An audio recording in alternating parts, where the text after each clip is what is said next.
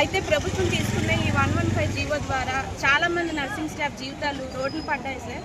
మేమందరం చాలా మనోవేదనకు గురవుతున్నాం సార్. ఎందుకంటే మేమందరం ఇదే చదువు 3 సంవత్సరాలు 4 సంవత్సరాలు చదువుకొని ఇక్కడికి వచ్చి రిక్రూట్మెంట్ పెట్టి ఆ నోటిఫికేషన్లోన లిస్టులో మా పేరు వస్తుందా రాదా అని ఆలోచించి చాలా వేదన గురయ్యి ఇక్కడ పోస్టింగ్స్కి వచ్చాం సార్. ఇప్పుడు NHMలోనేమొంచు చాలా స్కీమ్స్ రద్దు చేసేసి 20 మందికి పోస్టింగ్స్ ఇచ్చి 20 మందికి పోస్టింగ్స్ ఇవ్వకుండా మీ పరిస్థితి చెప్తాము 15 రోజులు వెయిట్ చేయండి అని అంటున్నారు సార్.